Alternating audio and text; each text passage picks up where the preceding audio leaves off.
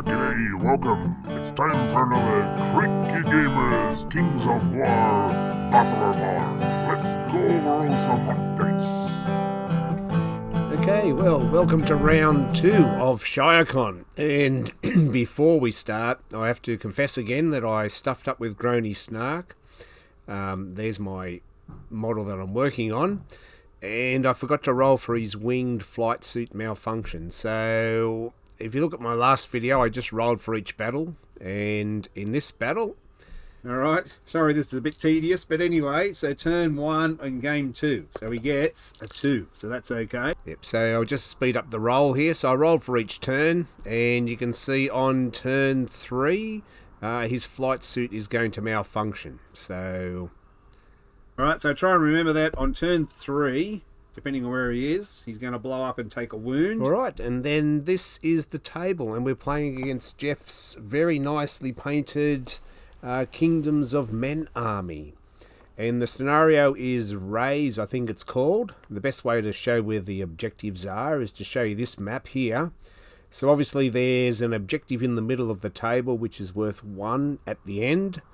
And then there's, well, this is showing where the objectives are roughly, where the Kingdoms of Men need to get them. All right, so you place 3 on your opponent's half of the table within 6 of the middle line.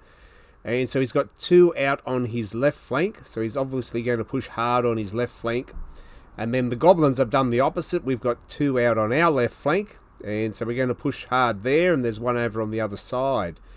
So the Goblins are going to push hard on their left flank, and the Kingdoms of Men are going to push hard on that flank, and then we'll probably meet up in the middle. And if you control the objective at the end of your turn, you can score a point by burning it, so raising those objectives. So let's have a look at the Kingdoms of Men army list, and look on this flank, he's got some pikemen and some men-at-arms, I think, a Pegasus and a couple of heroes mounted and more pikemen. And so he hasn't deployed too much on that flank, just to try and, mock defend those objectives. But he's very strong on this flank with all his flyers, and he's got some more pikemen and men-at-arms and so on. He's got 2 generals on winged beasts. He's got a big general on a dragon, and some cavalry flyers and another Pegasus out on that left flank. So very fast left flank. I don't know what the Goblins can do about that, except try and drop bombs on them. But the reason they're out on that flank is because the Goblins deployed all our war machines on our left flank. So there's the Goblin deployment. So when I started putting war machines down here, he put all these flyers out on the other flank. And so I've got the Grogger's Lug lads there defending the war machines, and Groany Snark is there with his backup Shadow Beast Wizard and the Banner of Abbottshire.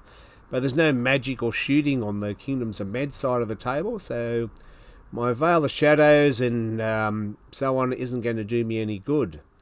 And then on my right flank, so I've deployed everything pretty much on the left-hand side of the table. I've just got the Fleabag Riders in the woods there. So I don't think they're going to stay there very long with all that flying monsters and so on coming at him. So he's going to hightail it and come back to the left. Let's go. Turn 1. Yeehaw! Okay, let's have a look at turn 1, and Jeff's going to fly up and jump on all the objectives because he thought you could burn them on turn 1. I wasn't sure, and so he flew up, jumped on the objectives and said, I'm going to burn all these, but we were corrected that you can't burn them on turn 1. So he's advanced quite quickly on his left flank with all these flyers and so on. And he threw that Pegasus up on that objective on his right flank. And so in the Goblin turn 1, Groany Snark has pounced on the Pegasus on that objective. And you can see already that there's a double 1 behind Groany there. So Groany, and I remembered Host Shadow Beast from my Wizard, getting better at doing that. And Groany flew in and did 11 wounds to the Pegasus and then rolled a double 1. So he's going to be able to burn that objective in his turn 2 anyway. So it worked out okay for him. And he has sent all those pikemen and everything. They've turned and gone in that direction to my right. So they've all gone to the right there. He's got 1 unit of pikemen hanging around there, but the others have turned and moved in that direction. And my Fleabag Riders, as expected, they chickened out of all the attacks on that flank, and they've gone straight across to the left there. So he's on all the objectives and going to burn them in his turn 2, and that double one, very costly. So yeah, that's it. So that's the left flank. So they'll be able to burn those objectives on their turn 2. They've got the Beast Cavalry there, and a Pegasus, and a couple of generals on winged beasts, and pikemen and men-at-arms. So they're pretty strong on that flank, and they're totally unopposed now. The Goblins have chickened out on that left flank. Then, what have we got here? Oh, there's Groany again. Groany and the Pegasus. So I've just shot up the left flank here. I'm going after that objective, and then where that green circle is now, there was a mounted hero who could have gone after my war machines, but we bombed and zapped him to get him away. And then, oh, there's Groany again. Why, Groany, why? Anyway. Let's go. Turn 2. Okay, so having a look at, I think this is probably the end of turn 2. The Kingdoms of Men have deserted their right flank, and the Goblins have deserted their right flank. So there's a lot of strong units, and these guys have flown up. So the General on Winged Beast and a Pegasus have flown up there and pivoted. So they're outflanking the Goblins. The Beast Cavalry have moved up. That's the big General. He's the Monarch. So he's flown over there to try and get away from the Rock Lobbers. And the Beast Cavalry have pivoted as well. So they've got a big attack coming on the Goblin right flank. So I'm not sure how I feel about that. That looks pretty ominous. It's a good fun army, this Kingdoms of Men army. Lots of flyers, so lots of manoeuvring, and very interesting. So that's the general overview. And what have I got here? What's that? Oh, this is my war machines. I've got one war machine here that could just see the Monarch, so he dropped a bomb on him and might have done one wound, but the other war machines, the other rock lobbers, don't have any real decent targets, so I've moved one up and pivoted it because they're going to be coming across from that direction. And these guys, the Legion of Rabble and the Mincer Mob, they've pivoted and ready to face the onslaught from the on the right. And I've just moved up on the left. The Trolls have moved up and pivoted a little bit, and the Mincer Mob's pivoted in the terrain. The Fleabag Riders have done the bolt again, so they've moved straight through there. And now the Groany Snark has moved back, so he's going to try and stop that threat that's coming on the Goblin right flank. So that's pretty much end of turn 2. Oh, giddy up. It's turn 3. Okay, and then turn 3. So just moving in turn 3, and his big monster guy, the Monarch, is getting away. He doesn't like being shot at by the rock lobbers, so he's just moved over behind those woods, out of their arc and line of sight, and pivoted so he can turn and come back in this way next turn. And then these little buggers have snuck up my my right flank there and turned in. So there's a Pegasus and a hero on a winged beast. So they've turned in, and they're actually behind the Mincer Mob. I do have Groany Snark there, so he's going to have to go in there and do something about them, hopefully. And that's about it so far, and then we'll see what happens. So this is the Goblin turn 3, and Groany has gone into the General on the Winged Beast, and he did a few wounds, but not enough. And so he's going to be free to charge the flank or the rear of the Mincer Mob. So a bit of a disaster for Groany. He was too far away for Host Shadow Beasts, and so he's a bit unreliable. So just a few wounds in that case. There's an overview, so we're sort of facing each other down the length of the table. And he did move the Beast Cavalry up and tempt me with a charge, and I took the bait there. Yeah, so I think it's just a regiment of the Beast Cavalry moved up in front of the Mincers, and they took a hindered charge. I thought the Mincers might be able to finish them off, but they did enough to just waver them. So that's probably the second best result, because now they're in the way of everything, being as high as the horde of the Beast Cavalry behind them. But these couple of flyers here are now in the arse of the Mincer Mob. The Wingett has flown across there with the intention of getting across there and maybe threatening to take that objective, because Jeff is winning at the moment. The Kingdoms of Men have burnt all their objectives. So all they need to worry about now is holding the centre one and defending that one. The Fleabag Riders zoomed in this direction and down into the flank of the pikemen and took them out. So very impressive. And I've turned the rock lobbers, just pointing them in this direction because that's where the threats are coming from. So at least I turned them in the right direction now. So that's the overview. The Mincer Mob wavered those cavalry. Then, yeah, that's the Fleabag Riders. So they zoomed across here, killed the pikemen, and then they're pointing in this direction now. So I'm really enjoying the Fleabag Riders. They've been a good addition. Very nice to be able to move 20 inches and redeploy with nimble and so on. So they're a good inclusion to the army, and they've got a Moorpup. That little token there tells me they haven't used their Moorpup yet. So I wanted to turn 4. Now for turn 4. Okay, so when we go to turn 4, and at the end of turn 3, the Goblins have won this left flank, but what's the point? There's no objectives left there anymore, and we have multiple threats, all of them pretty slow except the Fleabag Riders, and there's only one little unit of men-at-arms there or whatever they are.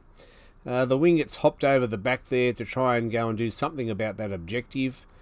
And then, so we're into turn 4, and Jeff's going in his turn 4, and he's set the Pegasus and the General on the Wing Beast into the rear of the Mincers.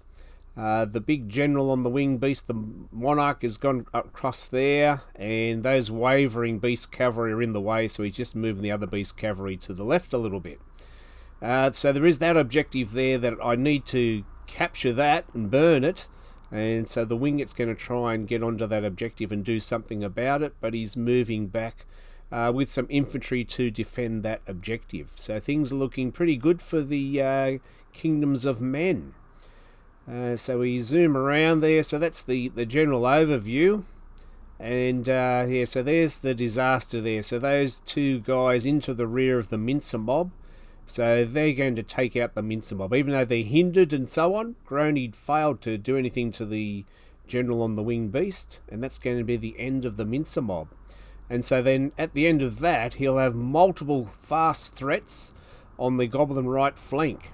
And so they just have to come over and hold us back from the central objective, and it will be a victory for the Kingdoms of Men. So things are looking grim. And so in the Goblin turn 4, something funny happens, and Groany Snark decides there's a gap there, so he decides to charge that horde of mounted Beast Cavalry, the Flying Beast Cavalry there. He goes in there, and without any Host Shadow Beast or anything, and so it's a bit of a gamble, all those threats pointing this direction, so Groany just goes straight through there, and wouldn't you know it, I spike a few rolls and actually remove that unit. So there's Groany there. He actually kills that horde of Beast Cavalry on his own without any Shadow Beast help at all. So that's the situation. So Groany has gone through there. He's behind the enemy lines now, but they still have multiple threats pointing in this direction. So it's swung around and we're fighting each other towards the centre. And it's going to be up to the Wingett to try and get that objective. And Groany's there to help him as well. So we'll see what happens. So I wasn't really expecting Groany to break that unit. I just wanted to hold them up because they were Beast Cavalry. They had the Caterpillar Potion. And I thought they were going to come across, well they would, with all those multi-charges onto my Legion of Rabble. They would have made short work of them. So I just wanted to send Groany over there and just to stop them from charging, just to hinder them or disorder them so they couldn't fly. It was like throwing Groany away just to hold them back. But he actually really spiked a roll and broke them, even with a reroll for inspiring. So that was the bonus. That was the unpredictability of Groany Snark, I guess. So that's pretty much the end of turn 4. And that's the overview of the situation. And Groany Snark snuck up there behind his lines now. And that's That's the view there. So he still has these three flyers. One's a Pegasus, one's a General on the Winged Beast, and one is the Monarch. And he has the one regiment of the Beast Cavalry as well. So he's still got all those threats there, and they're eventually going to come in and attack my Legion of Rabble there. So I need those guys to hold. That'll be key if I have any chance of coming back from this. I've turned all the rock lobbers to face down the table now, so I'll give you some shots later on. And the Fleabag Riders, they're doing a tour of the table, and now they've shot past there, so they've moved past that regiment of infantry, and they're going to turn in and try and threaten the middle objective as well. And I still have the Winged up the back there, and he has to take that objective. All Jeff needs to do is hold that objective and keep me away from the centre, and he has won. So we'll move into turn 5, and we'll explain the situation, because I started to skimp on the filming a bit towards the end here, as we were both running out of time, pushed on the clock. So essentially, let's go into turn 5, and we'll see what I've got. There, turn 5.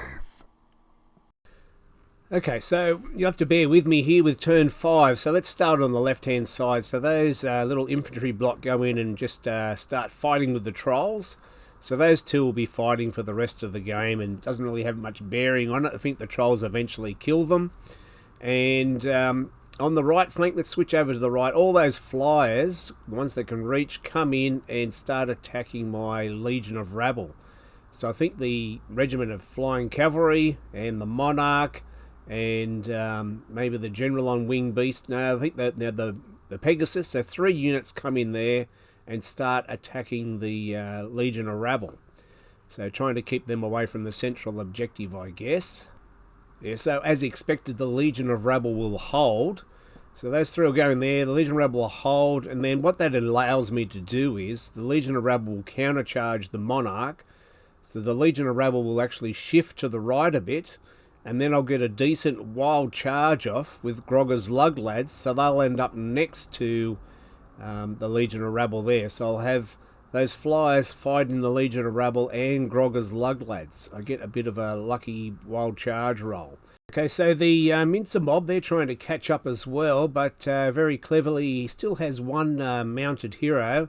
So that hero is going to come in there and charge the Mincer Mob and disorder them, and just keep them back out of the game. So the Mincer Mob, my Brew of Sharpness Mincer Mob, don't contribute to the battle at all from that position. So they're a bit too slow to catch up. So that's the situation on turn 5. So if we have a look at the summary here of what's going on, so that's where the Monarch and the Pegasus and the Beast Cavalry came in. They did 11 wounds to the Rabble Legion at the Rabble Legion held. There was a Pegasus there, so in my turn I've bombed the Pegasus and got rid of him, and the Grogger's Lug Lads have charged the Beast Cavalry, and the Rabble have countercharged the Monarch. So that's the fight going on there. The Trolls are still fighting on the hill, and Groany Snark is taking on the General on the Winged Beast. So that's the situation. So a couple of important things to note here, and what happens in turn 6. Let's have a look. Okay, so we're into turn 6, and I forgot to do a bit of recording here in this case, so you'll just have to follow along. But the situation is pretty good for the Kingdoms of Men. They've burnt their 3 objectives, and the Goblins have burnt 2. So for the Goblins to win, they need to capture the centre objective. So they need to get onto that objective, which is guarded by those pike. And I'm not going to get rid of those pike. I can't fight them in the middle, in front on. And the other objective is over there, and they have more unit strength on that objective. So I need to capture both objectives, so it seems pretty unlikely. But the Goblins never say die. They're going to keep trying, and so the key is the Goblins need to capture both of those to win. So they need to burn the one up the right hand side there with the Winged, and they need to get some unit strength onto the centre objective. Groany has charged into the General on the Winged Beast and wavered him, And in turn, I think the pike are going to get into Grony and not kill him or anything. So that's just inconsequential there, I think. But the key area is how am I going to get onto that central objective? All my troops are sort of blocked. But what happens is Jeff decides to move these guys back. They're wavered from the attack of the Grogger's Lug lads. So they push back. And that allows Grogger's Lug lads to charge them, and then they're going to overrun and then get within 3 of the central objective, and they'll have unit strength 4. So the Goblins are going to be able to capture the central objective, and then the Wingit has been bombing that unit all game, or the last couple of turns anyway, while he's been over there. He's going to remove that unit and be able to burn that back objective. So somehow the Goblins are going to end up capturing those 2 objectives, and an unlikely win for the Goblins. Unbelievable. So I think there's the final wash-up. Grony comes in and finishes off the Monarch, and Grogger's Lug lads overrun onto the central objective. So that's the final situation. And the Wingit was able to burn that last objective over the back. And we might have gone to a turn 7, but it was too late. We tried to remove that pike block in the middle. It was too late to get those infantry to run over onto the objective. And so just by the Grogger's Lug lads being able to overrun up onto the objective, they were able to snatch it. So snatch victory away from the kingdoms of men. So Jeff had it in the bag, and he's kicking himself at the moment with a couple of mistakes he made and forgot to move a unit, and the rabble up there got into them and so on. But Grony's flight suit didn't make any difference, so that's it. So a victory to the Goblins. It ends up being about a 17-4 or something, and we had the greatest unit strength in the middle. Well done, Grogger's Lug lads. I decided to keep them back and not throw them away this game, and it was lucky I hung on to them. And also Grony's lucky charge into the Beast Cavalry, where he took those out by himself. That was very lucky.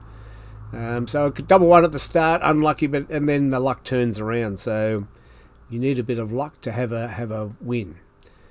All right, so that was it. That's the end of round 2. Thanks for the game, Jeff. And I'm glad that my mistake not rolling for Grony's flight suit didn't make any difference. When it malfunctioned on turn 3, he wasn't near anybody. I checked that. So that's all good. Alright, so that's it. So thanks for watching, and we'll march on to battle round number 3. So stay tuned for that. Bye for now. This show is awful. Terrible. Disgusting. See you next week. Of course.